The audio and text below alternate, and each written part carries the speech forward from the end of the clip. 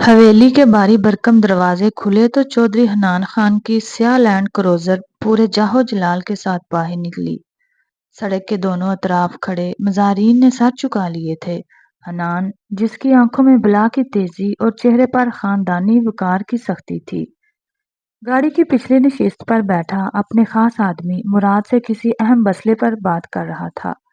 مراد، علی داد سے کہہ دینا کہ ونی کا ارادہ بدل گیا ہے میرا۔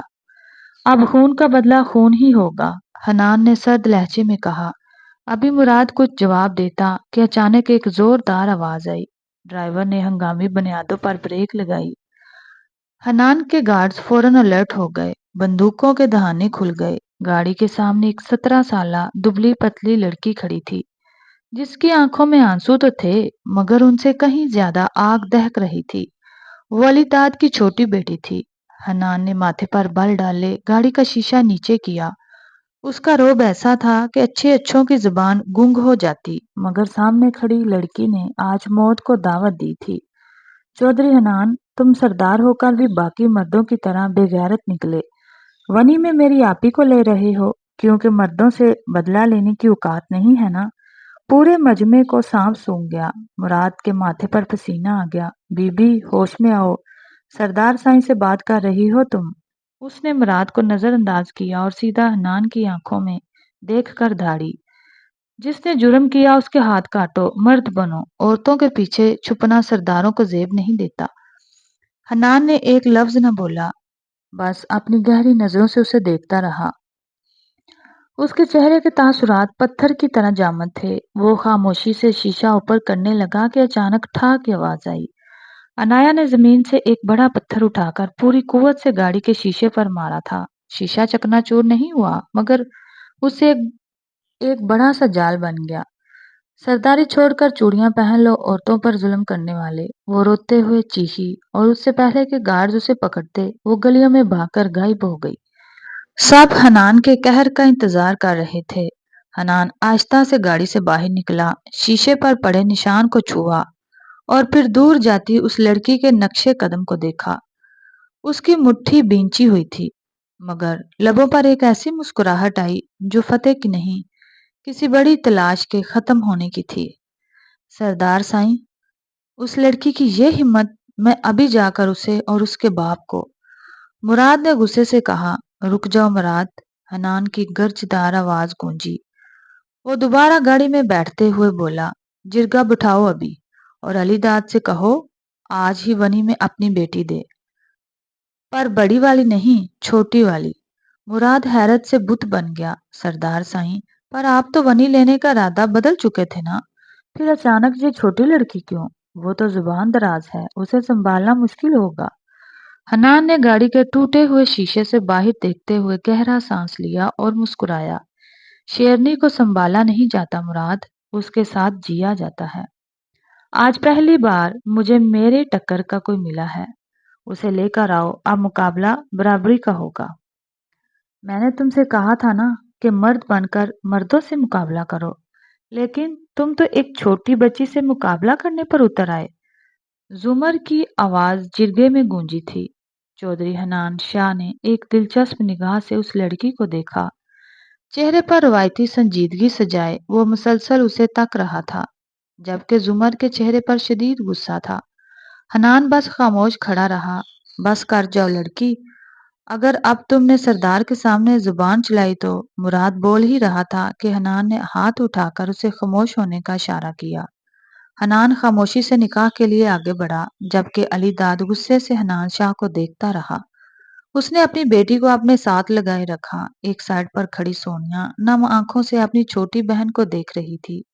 صبح ہی ان کے گھر پیغام پہنچایا گیا تھا کہ خون بہا میں وہ لوگ ونی کریں گے اور ونی میں اس کی بڑی بیٹی جائے گی۔ زمر کو اپنی بڑی بہن سونیا سے بے انتہا محبت تھی۔ جب کبھی کوئی اسے کچھ کہتا وہ خاموش نہ رہا کرتی تھی۔ وہ تو اپنے ماں باپ کے سامنے بھی بہن کے لیے لڑ لیا کرتی تھی، یہ تو پھر اسے خون بہا میں دینے کی بات ہو رہی تھی۔ زمر اسی لیے آئی تھی کہ وہ حنان کو للکارے اور اسے کہے بدلہ مردوں سے لے، لیکن اسے کیا معلوم تھا کہ بات الٹی اسی پر پڑ جائے گی۔ تاہم وہ اس حد تک مطمئن تھی کہ کم از کم اس کی بہن اب خوشی سے اپنے گھر رہے گی اور اس پر کسی قسم کا ظلم نہیں ہوگا۔ وہ اپنی بہن کی قسمت میں لکھے ہر زخم کو خود پر لینے کے لیے تیار تھی۔ یہ کیسا انصاف ہے؟ ایک چھوٹی بچی کو غنی کیا جا رہا ہے۔ آپ کچھ بولتے کیوں نہیں؟ علی داد کی بیوی جرگے میں آ کر دھاڑی تھی۔ علی داد نے غصے سے اپنی بیوی کو دیکھا۔ خاموش ہو جاؤ اور نکل جاؤ یہاں سے، علی داد نے دبی آواز میں گھرا کر کہا، تو اسے مجبوراً وہاں سے نکلنا پڑا تھا۔ وہ سونیا کے پیچھے جا کھڑی ہوئی اور رونے لگی۔ سونیا کی آنکھیں بھی نم تھی۔ اسے معلوم ہوتا کہ اسے بچانے کی خاطر اس کی بہن خود پھنس جائے گی تو وہ اسے کبھی نہ جانے دیتی۔ نکاح خاں کو بلایا گیا اور نکاح کا مرحلہ مکمل ہوا۔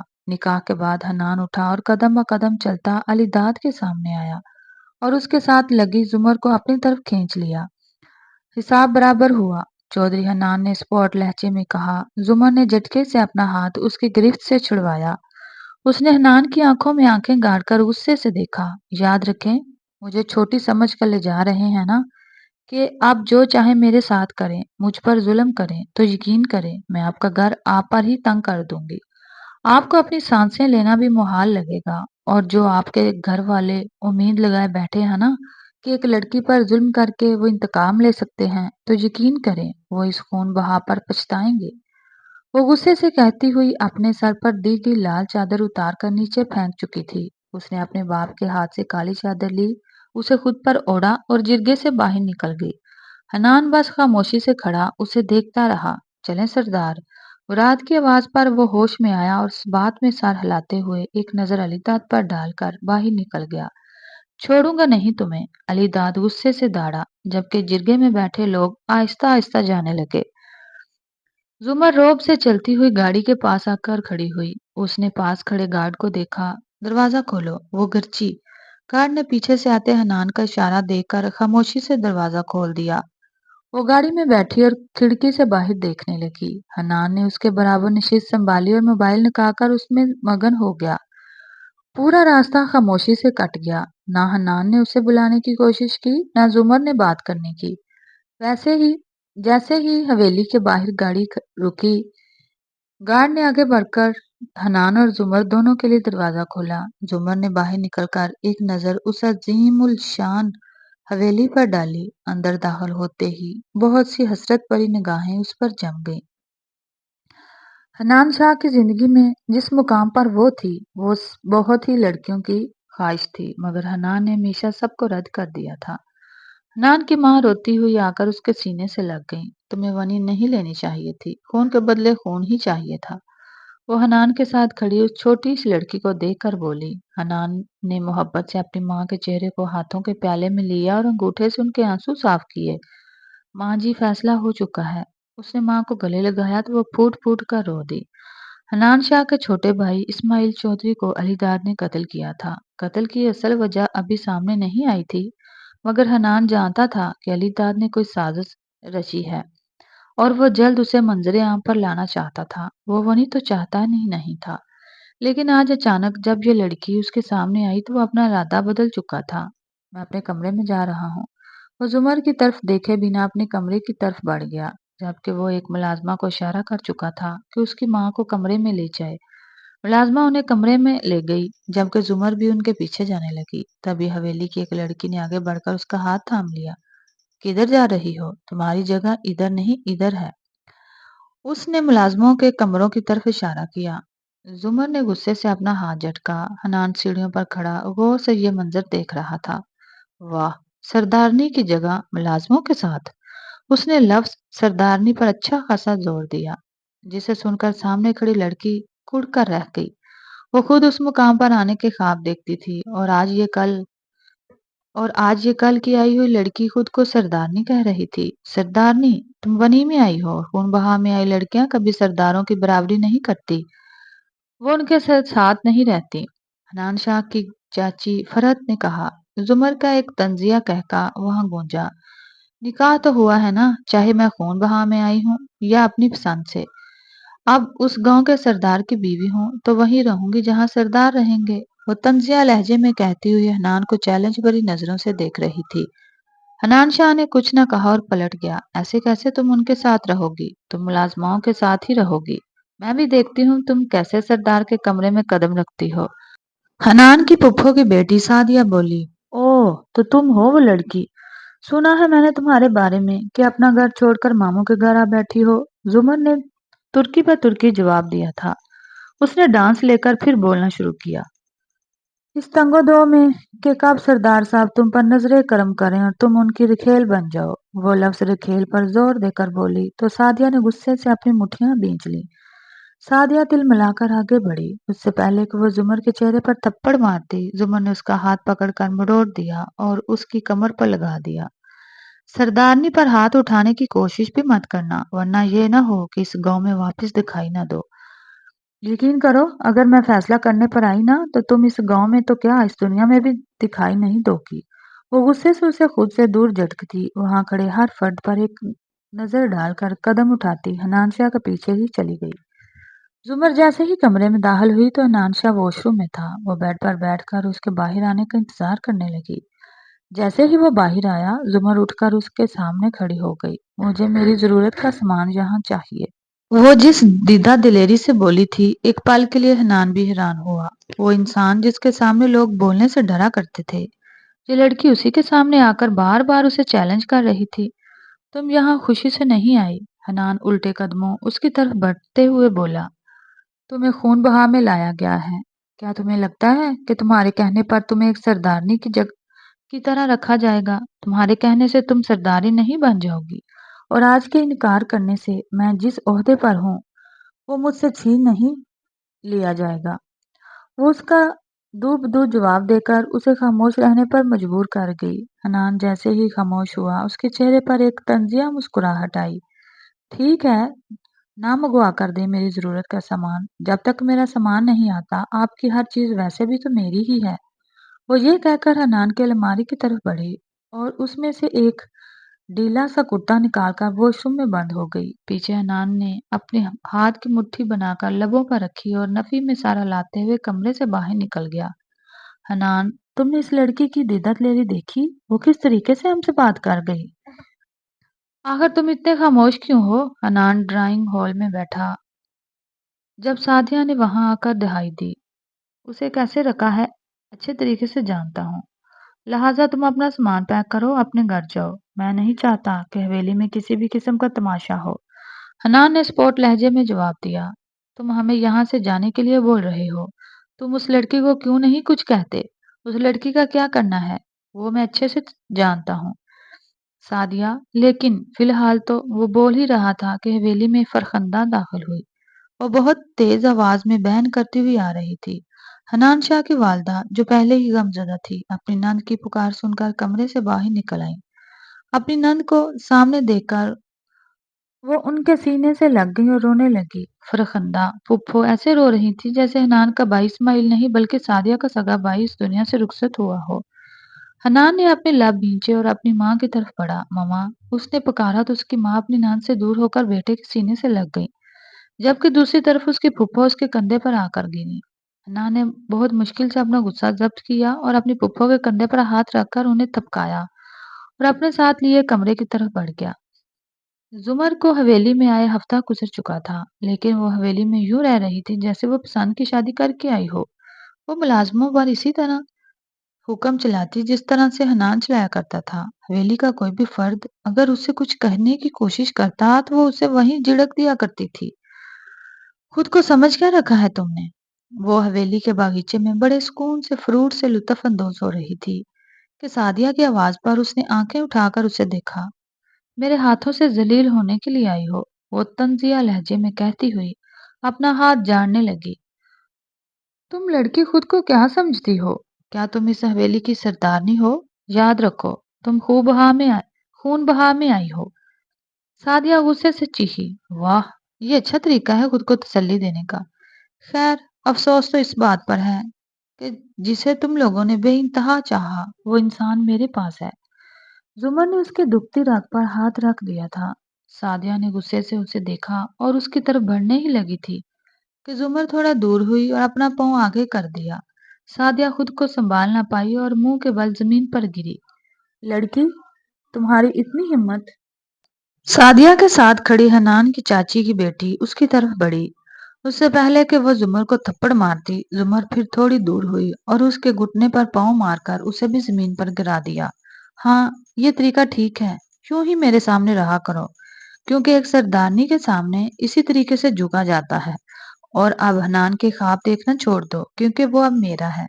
وہ ایک ایک لفظ پر زور دے کر بولی۔ اوپر گیلری میں کھڑے حنان نے جب زمر کے منہ سے یہ سنا کہ وہ اس کا ہے، تو اس کے دل نے ایک بیٹ کی مس کی تھی۔ اس نے اپنا نچلا لب دانتوں تلے دبا لیا۔ امپریسو انداز پسند آیا مجھے۔ وہ دل ہی دل میں داد دیے بغیر نہ رہ سکا۔ زمر نے ایک نظر اوپر کھڑے حنان پر ڈالی۔ وہ ہمیشہ اسے دیکھ لیا کرتی تھی، حالانکہ حنان ہمیشہ اس کی نظر سے چھپ کر کھڑا ہوتا تھا، لیکن وہ اسے پکڑ ہی لیتی تھی۔ حنان نے فوراً چہرے پر سنجیدگی سجائی اور واپس کمرے میں چلا گیا۔ برا تو بہت لگا ہوگا اگر اس کی معشوقاؤں کو دھول چٹا دی ہے، وہ یہ کہتی ہوئی حویلی کے اندر داخل ہوئی۔ لڑکی سنو۔ وہ جیسے ہی اندر داخل ہوئی، حنان کی پھپھو نے اسے پکارا تھا۔ جی بولے، وہ تڑک کر بولی اور ان کے سامنے آ کھڑی ہوئی۔ پھپھو جب سے آئی تھی حنان کے کان بھر رہی تھی تاکہ وہ زمر پر ہاتھ اٹھائے، مگر زمر ہمیشہ اپنا دفاع خود کر لیتی تھی۔ اسے کسی کے سہارے کی ضرورت نہ تھی۔ جاؤ میرے لیے چائے لے کر آؤ اور ساتھ ہی کھانے کے لیے کچھ لے کر آنا، حنان کی پھپھو نے حکم دیا۔ زمر نے اپنی آنکھیں سکیڑی۔ میں آپ کے لیے کھانے کو لے کر آؤں؟ وہ حیرت سے بڑبڑائی اور پھر خاموشی سے کچن کی طرف بڑھ گئی۔ پھپھو کو حیرت ہوئی کہ آخر یہ اتنی آسانی سے مان کیسے گئی ہے، ورنہ 2 دن سے وہ جب بھی کچھ کہتی تھی زمر ہمیشہ ان کے منہ پر جواب دے دیا کرتی تھی۔ تھوڑی دیر بعد وہ سر پر نفاست سے دوپٹہ لیے روایتی لڑکیوں کی طرح ہاتھ میں چائے لیے آئی۔ حنان کمرے سے نکلا تو اسے دیکھ کر ٹھٹک گیا۔ اس سے پہلے کہ اس کی پھپھو چائے پیتی، حنان نے فوراً آگے بڑھ کر چائے کا کپ ان کے ہاتھ سے اچھال دیا۔ نہیں پیئیں گی آپ؟ وہ غصے سے دھاڑا۔ کیا ملایا ہے تم نے اس میں؟ حنان ان دنوں میں اتنا تو جان گیا تھا کہ یہ لڑکی بلا وجہ اتنی فرما بردار نہیں ہو سکتی۔ وہ کیا ہے نا، آپ کی پھپھو کو میرے ہاتھ کا پکا کھانے کا بہت شوق ہے، تو میں نے سوچا کہ پہلی اور آخری دفعہ انہیں کھلا ہی دیا جائے۔ زیادہ کچھ نہیں، چائے میں بس میں نے چوہے مار دوائی ملائی ہے۔ اگر یہ پی لیتی تو رفیق اعلیٰ سے جا ملتی۔ زمر نے نہایت سکون سے بتایا۔ لڑکی تم پاگل ہو؟ حنان غصے سے پھاڑا۔ ہاں تو کیا آپ کی پھپھو پاگل نہیں ہے؟ وہ اس گھر کی سردارنی کو کام کا کہہ رہی ہیں۔ ٹھیک ہے، میں کام کرنے کے لیے تیار ہوں، مجھے اعتراض نہیں، مگر ہاں، جب جب میں کام کروں گی میرے ساتھ آپ کو بھی کام کرنا پڑے گا، جس طریقے سے ملازم کرتے ہیں۔ پھپھو گھبرا کر بولی۔ تم پاگل ہو؟ چوہے مار دوائی؟ وہ یہ سوچ کر ہی کانپ گئی کہ آخر وہ پی لیتی تو یقیناً اس دنیا سے رخصت ہو جاتی۔ پھپھو، اگر آپ کا دوبارہ کچھ بھی کھانے کا من ہو تو مجھے بتا دیجیے گا۔ وہ شیریں لہجے میں تھوڑا جھک کر بولی اور ایک طنزیہ نظر حنان پر ڈال کر وہاں سے نکل گئی۔ حنان اپنی مٹھیاں بھینچ کر رہ گیا۔ کچھ تو کرنا پڑے گا، اس لڑکی کا سر پر چڑھتی جا رہی ہے۔ حنان کی پھپھو غصے سے کہتی ہوئی اپنے کمرے میں چلی گئی۔ سعدیہ بھی اپنی ماں کے کمرے میں چلی گئی۔ ماما، اس کا کچھ کرنا پڑے گا، آخر کب تک ہم اسے یوں برداشت کرنے رہیں گے؟ آپ تو چاہتی تھی کہ میں حنان سے شادی ہو جائے۔ شادی اور تمہاری اچھا مذاق ہے؟ فاطمہ کمرے میں داخل ہوتے ہوئے بولی۔ ہاں تو کیا وہ تم سے شادی کر لیتے، ایک ایسی لڑکی سے جس کے نہ جانے کتنے ہی؟ سعدیہ بولتے بولتے خاموش ہوئی۔ تو پھر تمہارے بارے میں کیا خیال ہے؟ فاطمہ نے جملہ سعدیہ کی طرف اچھالا تو وہ خاموش ہو گئی۔ بس بس، یہ وقت لڑنے کا نہیں ہے۔ میں جانتی ہوں کہ ہم نے پوری زندگی اسی آس میں گزار دی کہ حنان سے ہماری بیٹی کی شادی ہوگی، لیکن یہ کل آئی ہوئی لڑکی بازی لے گئی ہے۔ ہمیں کچھ ایسا کرنا ہوگا کہ حنان خود اس لڑکی کو گھر سے اٹھا کر باہر پھینک دے۔ فرخندہ کو ہوش میں لاؤ، اسے کہو کہ یہ وقت اب رونے کا نہیں، بدلہ لینے کا ہے۔ فرحت بیگم نے غصے سے کہا اور وہ پلان بنانے لگی۔ وہ غصے سے کمرے میں داخل ہوا تو وہ نہایت لاپرواہی سے بیڈ پر بیٹھی چھت کو گھور رہی تھی۔ حنان غصے سے آگے بڑھا اور اس کا ہاتھ پکڑ کر اسے اپنے سامنے کھڑا کیا۔ یہ کیا حرکت کی تم نے آج؟ وہ غصے سے داڑا۔ اچھا، تو آپ کی پھپھو جو اتنے دنوں سے کر رہی ہیں، کیا وہ بالکل ٹھیک تھا؟ وہ اس کی طرف ایک قدم بڑھا کر بولی۔ میں یہ نہیں کہہ رہا، لیکن اس کا مطلب یہ نہیں کہ تم جان لینے پر اتر آؤ۔ دیکھیں حنان چودھری صاحب، میں نابرداشت ایک حد تک کر سکتی ہوں۔ کل دوپہر کے وقت میں سو رہی تھی، وہ آئی ہیں اور دروازہ بجائے بغیر کمرے میں داخل ہو گئی ہیں، صرف اس لیے کیونکہ انہیں ٹھنڈا پانی پینا تھا، حالانکہ گھر میں اتنے سارے ملازم موجود تھے۔ اس دن رات میں جب آپ میرے سامنے ہی تھے اور میں سو رہی تھی، انہوں نے یہ بھی لحاظ نہیں کیا کہ آپ میرے ساتھ ایک کمرے میں ہیں، ہم میاں بیوی ہیں، کم سے کم یہ تو انہیں سوچنا چاہیے تھا۔ انہوں نے پوری زندگی گزاری ہے، وہ بے دھڑک کمرے میں داخل ہوئی اور آپ کے سامنے آ کر انہوں نے مجھے اٹھایا کہ انہیں کچھ کھانے کا دل کر رہا ہے۔ سیریسلی، کیا کوئی نئے نویلے شادی شدہ جوڑے کے کمرے میں اس طریقے سے آتا ہے؟ آپ کو لگتا ہے کہ میں یہ سب کچھ برداشت کرتی رہوں گی؟ وہ ایک ایک بات یاد کرواتے ہوئے بولی۔ اچھا، تو ہم شادی شدہ نیا جوڑا ہے، حنان شاہ نے مانی خیزی سے کہتے ہوئے اس کی طرف قدم بڑھائے۔ آج پہلی بار وہ اپنی ہی باتوں میں پھنس گئی تھی۔ اس نے اپنے قدم پیچھے لیے۔ کیا ہوا زمر؟ بولو نا، کیا کہا تم نے؟ اپنی بات واپس ریپیٹ کرو۔ وہ اس کی طرف قدم بڑھا رہا تھا اور زمر اپنے قدم پیچھے لے رہی تھی، یہاں تک کہ وہ سیدھا دیوار سے جا لگی۔ حنان نے اس کے دائیں بائیں دیوار پر ہاتھ رکھ کر اسے اپنے سار میں لے لیا۔ وہ اس کے اس حد تک قریب تھا کہ وہ اس کے گرم سانسیں اپنے چہرے پر بخوبی محسوس کر سکتی تھی۔ وہ پیچھے ہٹے، وہ اکلا کر بولی اور اپنا چہرہ پھیر لیا۔ کیا ہوا؟ اتنے دنوں سے تو شیرنی بنی گھوم رہی ہو، سردارنی بنی گھوم رہی ہو۔ جب سردار تمہارے قریب آیا تو تم سردار سے ہی منہ پھیر رہی ہو۔ دکھاؤ نا یہاں پر بھی دیدہ دلیری۔ حنا نے اس کی تھوڑی دو انگلیوں سے تھام کر اسے اپنی طرف متوجہ کیا۔ وہ غصے سے اس کی آنکھوں میں جھانکنے لگی۔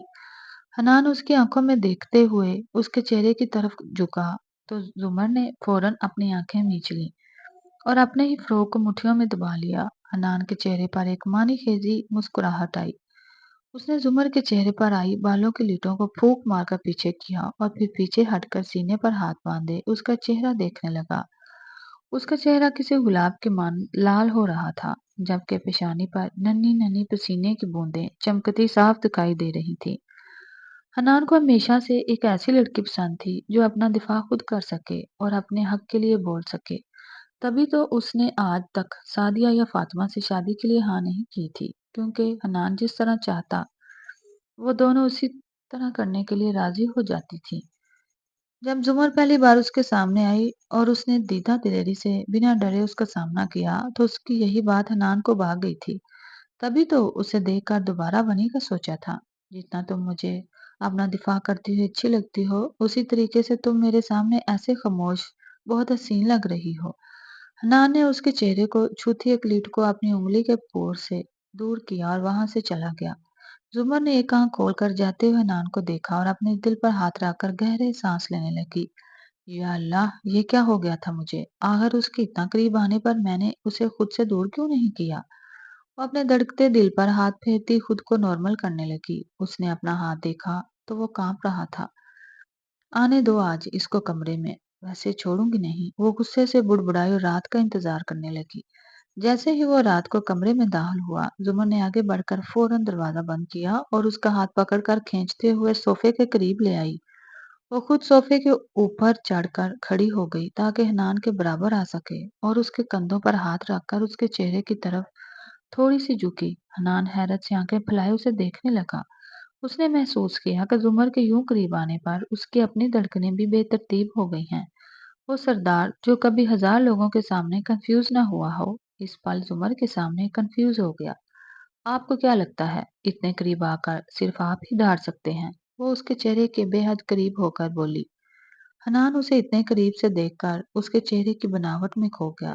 زمر کی گہری پلکیں، اس کی گہری رنگت، چھوٹا سا تیکھا ناک اور پیارے سے نین نکوش جس پر بال جھول رہے تھے۔ زمر نہ جانے کیا کیا بول رہی تھی، لیکن وہ تو بس اسے دیکھ رہا تھا۔ اچانک حنان نے اس کی کمر میں ہاتھ ڈال کر اسے اپنے مزید قریب کر لیا۔ حنان کے یوں کھینچنے پر وہ ہڑبڑا گئی۔ چھوڑیں مجھے، کیا کر رہے ہیں آپ؟ چھوڑیں۔ باقی کے الفاظ اس کے منہ میں ہی رہ گئے۔ جب اس نے حنان کے چہرے پر دیکھا، اس کی آنکھوں میں خمار تھا، چہرے کا رنگ پل میں بدلنے لگا تھا۔ دونوں کی سانسیں گہری ہوئیں اور اسے اپنے ساتھ لیے بیڈ کی طرف بڑھا۔ یقین کرو میں ابھی یہ سب کچھ ہمارے درمیان نہیں چاہتا تھا، لیکن تم نے خود ایسے میرے قریب آ کر میرے جذبات کو للکارا ہے۔ وہ یہ کہہ کر کسی کالی گھٹا کی مانند اس پر چھا گیا، جبکہ زمر جو ہمیشہ اپنے دفاع کے لیے تیار رہتی تھی اب خاموشی سے اپنا آپ اس کے سپرد کر گئی تھی۔ جیسے ہی صبح کا سورج طلوع ہوا، وہ حنان سے نظریں ملانے کا بالکل بھی ارادہ نہیں رکھتی تھی۔ रात जो कुछ हुआ उसके बाद उसने सोच लिया था कि वो उसके सामने भी नहीं जाएगी। रात की उसकी मानीखेज सरगोशियां, बेबाक हरकतें और वो शिद्दतें सोचकर ही उसका चेहरा गुलनार हुए जा रहा था। वो जैसे ही कमरे से बाहर निकली तो उसने देखा कि हनान की माँ अपने कमरे से बाहर आ रही थी। वो मुसलसल खांस रही थी। जुमर ने फौरन उनकी तरफ लपक कर उनका हाथ थाम लिया। क्या आप ठीक हैं? वो फिक्रमंदी से बोली और उन्हें लेकर सोफे की तरफ बढ़ी। उन्हें वहां बिठाकर वो फौरन पानी ले आई और उन्हें पिलाया। हनान की माँ ने पानी पीने के बाद गुस्से से अपना मुंह मोड़ लिया। देखें, आपको गुस्सा करने का हक है। आप मुझ पर गुस्सा भी कर सकती हैं, लेकिन इस तरीके से खामोश रहेंगी ना, तो यकीन रखें, इससे आपको ही तकलीफ होगी। आप बोल लें, मैंने नोट किया है कि जब से मैं इस घर में आई हूँ, सब लोग मुझे कुछ न कुछ बोलते रहते हैं, तंज करते हैं, यहाँ तक कि हाथ उठाने की कोशिश भी करते हैं। लेकिन आप बिल्कुल खामोश रहती हैं। ऐसा क्यों? वो उनके पाँव में बैठ गई थी। उसका सवाल ऐसा था कि वो कुछ लम्हे साकत रह गई। आखिर मैं क्या दूसरों को कहूँ? पहले हनान के वालिद छोड़कर चले गए और अब अपना बेटा इस्माइल खो दिया। एक दफा फिर उनकी आंखों में आंसू भर आए। देखें, मैं नहीं जानती कि क्या हुआ था, क्या हकीकत थी और क्या झूठ। लेकिन आप इस तरीके से खुद को तकलीफ ना दें। अगर आप खुद को यूं कमरे तक महदूद कर लेंगी ना, तो लोग आहिस्ता आहिस्ता आपको भी भूल जाएंगे। आप दूसरों की नजरों में खुद को ऐसा कर लेंगी कि जैसे आप इस दुनिया का हिस्सा ही नहीं हैं। जुमर ने समझाने वाले अंदाज में कहा। अच्छा ठीक है, आज हम बाहर चलते हैं। मैं आपको दिखाती हूँ कि सुबह के वक्त दुनिया की बाहर की दुनिया कितनी हसीन लगती है। मैं ये नहीं कह रही कि आप अपने बेटे को भूल जाएं, लेकिन आप उसके लिए ये दुआ तो कर सकती हैं कि अल्लाह उसे जन्नतुल फिरदौस में आला मुकाम दे। अगर वो आपको इस तरह देख रहा होगा, तो उसे कितनी तकलीफ हो रही होगी कि आपने उसके जाने के बाद जीना ही छोड़ दिया। जुमर ने उन्हें अपने साथ उठाया और बातें करती हुई खारजी दरवाजे से बाहर ले आई। चलते चलते वो खेतों की तरफ निकल आईं। अचानक जुमर की चलती जुबान को ब्रेक लगा और उसकी आंखों में आंसू भर आए। आप ही मुझे पकड़े ना। बचपन की एक याद उसकी आंखों के सामने लहराई, जब वो सोनिया के साथ उस बाग में खेला करती थी। क्या हुआ, तुम खामोश क्यों हो गई जुमर? हनान की माँ ने पूछा। कुछ नहीं, बस कुछ याद आ गया था। वो आंखों की नमी साफ करके आगे बढ़ी ही थी कि सामने से सोनिया आती दिखाई दी। जुमर को देखकर सोनिया फूट फूट कर रोने लगी। जुमर ने अपनी बहन को सीने से लगाया और खुद भी रोने लगी। आप क्यों रो रही हैं आपी? किसी ने कुछ कहा? मामा ने या बाबा ने? अगर ऐसा है तो बताएं, मैं उन्हें छोड़ी हुई नहीं।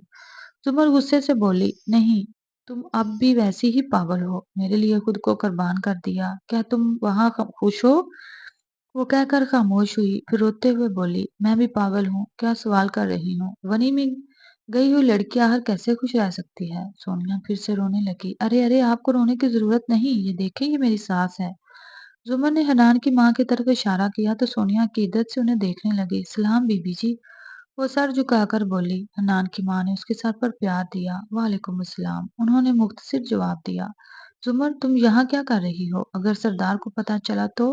मैं चलती हूँ, मैं नहीं चाहती मेरी वजह से तुम्हें मजीद कोई तकलीफ हो। सोनिया ने जाने की कोशिश की तो जुमर ने उसका हाथ पकड़ लिया। कोई मुझे मेरे घर वालों से मिलने से नहीं रोक सकता। किसी में इतनी हिम्मत नहीं है। सोनिया ने अपने लब भींचे। बाबा कैसे हैं? मम्मा कैसी हैं? जुमर के सवाल पर फरखंदा बेगम की तेवरी चढ़ गई। मम्मा ठीक है, मगर बाबा ने बिल्कुल ठीक नहीं किया। जुमर, तुम्हें मालूम है ना कि मैं इस्माइल को पसंद करती थी और वो भी मुझसे मोहब्बत करता था। उस रात वो मुझसे मिलने आया था और बाबा ने, वो कहते कहते खामोश होकर रोने लगी। अपने बेटे के जिक्र पर हनान की माँ की आंखों में भी आंसू आ गए। अगर ऐसा है, फिर तो बाबा को सजा मिलनी चाहिए। ऐसा नहीं करो जुमर, वो बाबा है हमारे। मैं जानती हूँ वो हमारे बाबा हैं, लेकिन मेरा उनसे बचपन से ही एक फासला रहा है, क्योंकि मैंने हमेशा उन्हें मम्मा को मारते और जुल्म करते देखा है। उन्होंने हमेशा आपसे मोहब्बत की है, लेकिन मम्मा पर जुल्म किया है। तो क्या तुम अपनी माँ को तकलीफ में देख सकती हो? सोनिया ने तल्खी से कहा। तुम मुझसे बड़ी हो, तुम्हें समझना चाहिए था। वो समझाने वाले अंदाज में बोली। तुम ऐसा कुछ नहीं करोगी जुमर। सोनिया गुस्से से बोली। मैं ऐसा ही करूंगी, जुमर ने हाथ झटक कर कहा और चली गई। जुमर, अगर तुम ये बात अच्छे तरीके से जानती हो कि वो तुम्हारे सगे बाप नहीं है और तुम हमारे घर की मुलाजमा की बेटी हो, तो फिर क्यों जिद कर रही हो? जुमर के कदम थम गए। सोनिया के उन कड़वे बोलों पर जुमर के चेहरे पर एक उदास मुस्कुराहट आई। उसने पलटकर सोनिया को देखा। یہ وہ حقیقت ہے جو میں کبھی قبول نہیں کرنا چاہتی تھی، مگر آج آپ نے میرے منہ پر حقیقت کا تماچا مار کر مجھے احساس دلا دیا کہ اپنے اور خون کے رشتے کیا ہوتے ہیں۔ وہ روتی ہوئی پلٹی اور اپنے خون صاف کرتی ہوئی حنان کی ماں کو ساتھ لیے وہاں سے نکل گئی۔ حنان کی ماں نے حیرت اور دکھ سے زمر کے چہرے کی طرف دیکھا، جو اس وقت کسی ٹوٹے ہوئے آئینے کی طرح کرچی کرچی ہو رہا تھا۔ برسوں پہلے نور بی بی صرف ایک ملازمہ نہیں تھی، بلکہ ولی داد کی حوث کی وہ خاموش گواہ تھی جس کا بوجھ زمر کو تاحیات اٹھانا تھا۔ زمر علی داد کی ہی سگی بیٹی تھی، مگر وہ اس کی جائز بیوی سے نہیں بلکہ اس بیوہ ملازمہ نور بیوی کے بطن سے تھی، جس کا اس دنیا میں کوئی نہ تھا۔ نور بی بی زمر کی پیدائش کے وقت دم توڑ گئی اور علی داد کی بیوی نے، جو ایک نیک دل خاتون تھی، اس حقیقت کو چھپانے کے لیے اور اپنی ممتا کے تحت زمر کو اپنا دودھ پلایا اور دنیا کے سامنے اسے اپنی سگی بیٹی بنا کر پیش کیا۔ آج سونیا نے وہی پردہ چاک کر کے زمر کی روح کو چھلنی کر دیا تھا۔ زمر جب حنان کی ماں کو واپس ان کے کمرے میں چھوڑ کر اپنے کمرے میں داخل ہوئی تو اس کا دل بوجھل تھا۔ ابھی اس نے دروازہ بند ہی کیا تھا کہ پیچھے سے مضبوط بازوؤں نے اسے اپنے حصار میں لے لیا۔ حنان کی گرم سانسیں اس کی گردن کے قریب محسوس ہوئیں تو زمر کی دھڑکنیں ایک پل کو تھم گئیں۔ اتنی صبح کہاں غائب تھی سردارنی؟ حنان نے اسے اپنی طرف موڑا اور اس کے چہرے کو خاموشی کے پیالے میں بھر لیا۔ زمر نے نظریں جھکا لی، مگر حنان نے اس کی تھوڑی تھام کر اسے خود کو دیکھنے پر مجبور کیا۔ تمہاری آنکھیں لال کیوں ہیں؟ روئی ہو؟ حنان کے لہجے میں ایسی تڑپ تھی کہ زمر کا ضبط ٹوٹنے لگا۔ کچھ نہیں، بس نیند پوری نہیں ہوئی۔ زمر نے مسکرانے کی کوشش کی، مگر حنان نے اسے کھینچ کر اپنے سینے سے لگا لیا۔ مجھ سے جھوٹ مت بولو، میں تمہاری دھڑکنوں کی زبان سمجھنے لگا ہوں۔ حنان نے اس کے ماتھے پر بوسہ دیا اور نہایت محبت سے اسے صوفے پر بٹھایا۔ بتاؤ کدھر گئی تھی؟ میں آنٹی کو باہر لے کر گئی تھی، انہیں تازہ ہوا کی ضرورت تھی، زمر نے دبی آواز میں جواب دیا۔ حنان کے لبوں پر ایک دلکش مسکراہٹ آئی۔ تم نے وہ کر دکھایا جو میں نہ کر سکا، ماں جی کو کمرے سے باہر نکال لائے۔ شکریہ زمر، تم واقعی اس گھر کے لیے ایک نعمت ہو۔ اس نے دوبارہ اسے گلے لگایا اور زمر کو لگا کہ شاید اس مرد کی باہوں میں وہ دنیا کا ہر دکھ بھول سکتی ہے۔ ارے تم یہاں کیسے؟ وہ حویلی میں داخل ہوتے فاخر کو دیکھ کر بولی تھی اور خوشی سے چہک کر اس کی طرف بڑھی۔ زمر نے اس سے ہاتھ ملایا، جبکہ کمرے سے نکلتی سعدیہ اور فاطمہ یہ منظر بخوبی دیکھ چکی تھی۔ حنان جو ابھی کمرے سے باہر نکلا تھا، زمر کو کسی غیر مرد سے یوں چہک کر ملتے دیکھ کر ٹھٹک گیا اور اس لڑکے کو دیکھنے لگا۔ ہاں، تمہارے گھر والوں نے بتایا کہ انہوں نے تمہاری شادی کر دی ہے، سوچا یہاں آ کر تم سے مل لوں، تمہیں کوئی اعتراض تو نہیں؟ فاخر نے آس پاس حویلی کو دیکھتے ہوئے کہا۔ ارے مجھے کیوں اعتراض ہوگا، آؤ اندر آؤ، وہ کہتی ہوئی اسے اپنے ساتھ لیے لاؤنج کی طرف بڑھی اور ملازم کو بولا کہ اسے کچھ کھانے کے لیے لانے کا کہا۔ حنان ذرا ادھر آئیے گا، ان سے بھی مل لیں، یہ میرے کزن فاخر ہیں۔ زمر نے اس کا تعارف کروایا تو حنان نے اس بات میں سر ہلایا اور سیڑھیاں اترتا آ کر ان کے پاس ہی ٹانگ پر ٹانگ چڑھائے بیٹھا۔ اسے ایک آنکھ نہ بایا تھا ان دونوں کا ایک دوسرے سے بے تکلف ہونا۔ پہلے کبھی دیکھا نہیں اسے اس گاؤں میں؟ حنان نے تجسس سے پوچھا۔ جی، یہ ملک سے باہر رہتے ہیں اور بہت ہی کم یہاں آیا کرتے ہیں۔ میں ان سے اکثر موبائل پر بات کرتی رہتی ہوں، لیکن جب سے یہاں آئی ہوں تو بات ہی نہیں ہوئی تھی۔ شاید انہیں گھر سے یہ بتایا گیا ہے کہ میری شادی کر دی گئی ہے۔ وہ سر چکا کر بولی تو حنان نے اس بات میں سر ہلایا۔ صحیح کہا انہوں نے، ہماری شادی ہو گئی ہے اور اب تم یہیں رہو گی۔ حنان کے لہجے میں ایک عجیب سی ملکیت تھی۔ اچھا، ویسے زمر، میں کچھ دن تمہارے ساتھ رہنا چاہتا ہوں، وہاں تمہارے بنا گھر میں گھٹن ہو رہی ہے، فاخر نے کہا تو زمر نے اجازت طلب نظروں سے حنان کی طرف دیکھا۔ ٹھیک ہے، میں تمہارے لیے کمرہ سیٹ کروا دیتا ہوں۔ حنان یہ کہہ کر اٹھا اور حویلی کے خارجی دروازے کی طرف بڑھ گیا، جبکہ زمر خوشی سے چہک اٹھی تھی۔ اب تم یہیں رہنا فاخر، زمر نے اس کے ہاتھ پر دباؤ ڈال کر کہا تو وہ مسکرایا۔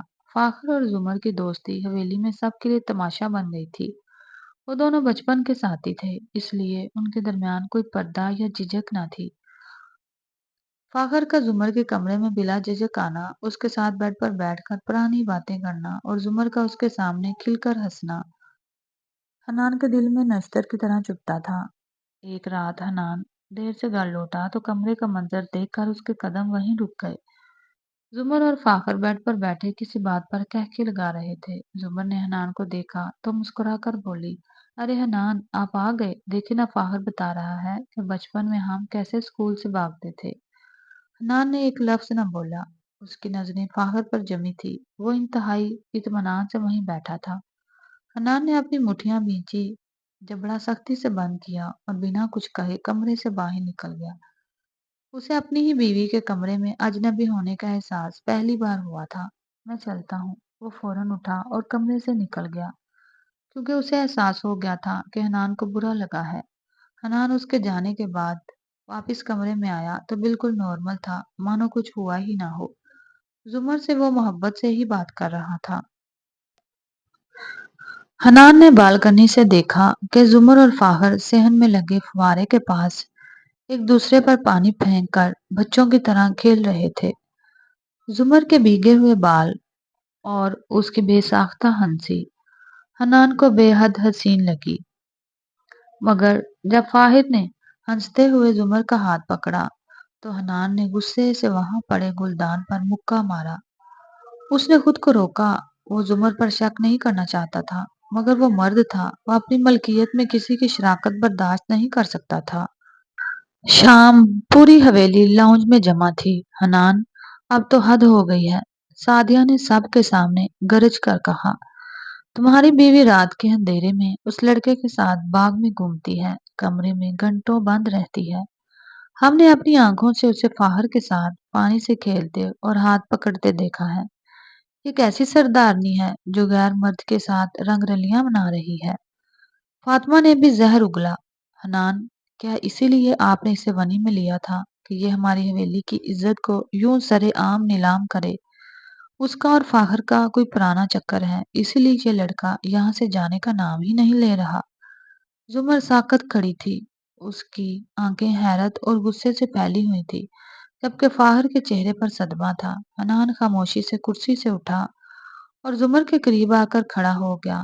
سب کو لگا کہ آج وہ زمر کو حویلی سے نکال دے گا، مگر حنان نے جو کیا اس نے سب کے ہوش اڑا دیے۔ بند کرو اپنی بکواس۔ حنان کی گرج سے خاموشی چھا گئی۔ اس نے زمر کا ہاتھ تھام کر اسے اپنے ساتھ لگا لیا۔ تمہیں کیا لگا کہ میں اندھا ہوں؟ میں نے وہ سب دیکھا جو تم لوگوں نے دیکھا، مگر میں نے وہ بھی دیکھا جو تم نے نہیں دیکھا۔ حنان نے سعدیہ کی طرف غصے سے دیکھا۔ جس گندگی کو تم چکر کہہ رہی ہو وہ میری بیوی کا بچپن ہے۔ اگر مجھے اس پر شک ہوتا تو میں پہلے دن ہی اسے یہاں سے نکال دیتا، لیکن میرا یقین تمہارے الزامات سے کہیں زیادہ مضبوط ہے۔ زمر نے اسے حیرت سے دیکھا تھا۔ وہ جو کبھی اس کے معاملے میں بولا ہی نہیں تھا، اس کی بے عزتی ہوتے دیکھ کر خاموشی سے کھڑا ہو جایا کرتا تھا، آج بول رہا تھا۔ ارے، میں ان دنوں خاموش تھا تو اس کا مطلب یہ نہیں کہ میں اپنی بیوی کی حفاظت نہیں کر سکتا یا میں اس کا دفاع نہیں کر سکتا۔ میں اگر خاموش تھا تو محض اس لیے کیونکہ شیرنی کو اپنا دفاع کرنے کے لیے کبھی شیر کی ضرورت نہیں پڑتی۔ اس نے ایک سرد نگاہ فاطمہ اور سعدیہ پر ڈالی اور پھر کھرے لہجے میں وارننگ دی، لہذا اگلی دفعہ میری بیوی کے بارے میں کچھ بھی بولنے سے پہلے سوچ لینا کہ تم حنان چودھری کی بیوی کے بارے میں بات کر رہی ہو۔ سعدیہ، تم اپنی ماں کا اور اپنے سامان باندھو۔ میں آج کے آج ہی تم لوگوں کو واپس شہر بھجوا رہا ہوں۔ سعدیہ کے چہرے پر ہوائیاں اڑنے لگی، مگر حنان وہیں نہیں رکا۔ اس نے رخ موڑ کر فاطمہ کی طرف دیکھا اور فاطمہ، اگر تم نے دوبارہ ایسی کوئی حرکت کرنے کی کوشش کی تو یاد رکھنا کہ تمہیں اور چاچی کو بھی اس حویلی سے نکالنے میں مجھے وقت نہیں لگے گا۔ وہ غصے سے کہتا ہوا فاخر کی طرف متوجہ ہوا، جس کی آنکھوں میں زمر کے لیے ہمدردی اور حنان کے لیے ایک نیا احترام ابھر آیا تھا۔ فاخر آگے بڑھا، اس کی آنکھوں میں نمی تھی۔ حنان شاہ، آپ نے میرا مان رکھ لیا۔ زمر میرے لیے میری سگی بہنوں سے بڑھ کر ہے۔ ان لوگوں کی سوچ اتنی غلیظ ہے کہ ایک پاک رشتے کو بھی بدنام کر دیا۔ اس نے زمر کے سر پر ہاتھ رکھا اور نہایت محبت سے اسے اپنے سینے سے لگا لیا، پھر اس کی پیشانی پر بوسہ دیتے ہوئے بولا، زمر، میں اب واپس جا رہا ہوں۔ میں نہیں چاہتا کہ میری وجہ سے تمہاری زندگی میں مزید زہر گلے۔ تم خوش رہنا۔ فاخر کے جانے کے بعد زمر روتی ہوئی اپنے کمرے میں چلی گئی۔ حنان اس کے پیچھے گیا۔ زمر بیڈ پر بیٹھی سسکیاں لے رہی تھی۔ حنان نے اس کے پاس بیٹھ کر اسے اپنی باہوں میں سمیٹ لیا۔ مجھ پر یقین نہیں تھا، زمر نے روتے ہوئے پوچھا۔ شک کے بادل آئے تھے زمر۔ میں انسان ہوں، تمہاری اور اس کی قربت مجھے تکلیف دیتی تھی، مگر میں جانتا تھا کہ تم غلط نہیں ہو سکتی۔ حنان نے اس کے آنسو صاف کیے۔ دوسروں کی باتوں پر کان مت دھرو۔ وہ محبت سے اس کے آنسو صاف کرتا اسے اپنے سینے سے لگا گیا اور مسکرایا تھا۔ حنان نے سعدیہ اور اس کی ماں کو ان کے گھر واپس بھیج دیا تھا۔ رات کی خاموشی میں زمر بالکونی میں کھڑی چاند کو تک رہی تھی جب حنان دبے قدموں اس کے پیچھے آیا۔ اس نے زمر کے کندھوں پر اپنی شال ڈال دی اور اسے اپنے سار میں لے لیا۔ ابھی تک وہی سوچ رہی ہو؟ حنان نے اس کے کان میں سرگوشی کی۔ زمر نے ایک گہرا سانس لیا۔ حنان، مجھے ہمیشہ لگتا تھا کہ میں اس دنیا میں اکیلی ہوں، لیکن آپ نے آج سب کے سامنے میرا ہاتھ تھام کر مجھے جینا سکھا دیا ہے۔ حنان نے اسے اپنی طرف موڑا۔ اس کی آنکھوں میں محبت کا ایک نیا خمار تھا۔ زمر، میں نے تمہیں ونی میں اس لیے نہیں مانگا تھا کہ تم پر ظلم کرو، بلکہ اس لیے کہ تمہاری وہ آگ مجھے بھا گئی تھی۔ تم میری شیرنی ہو، اور شیرنی کو زنجیروں کی نہیں، ایک ایسے جنگل کی ضرورت ہوتی ہے جہاں وہ راج کر سکے، اور یہ حویلی، یہ دل، سب تمہارا راج ہے۔ زمر نے حنان کے سینے پر سر رکھ دیا اور پہلی بار اسے سکون کا احساس ہوا۔ حنان نے اس کے ماتھے پر بوسہ دیا اور مسکرایا۔ سردارنی صاحبہ، اب آپ کا حکم چلے گا یا میں اگر کچھ عرض کر سکتا ہوں؟ زمر کے لبوں پر ایک شرارتی مسکراہٹ آئی۔ فی الحال تو سردار صاحب، آپ صرف خاموشی سے میرے ساتھ اس چاندنی کا لطف اٹھائیں۔ جی تو ڈیئر ویورز، کیسا لگا آج کا یہ ناول؟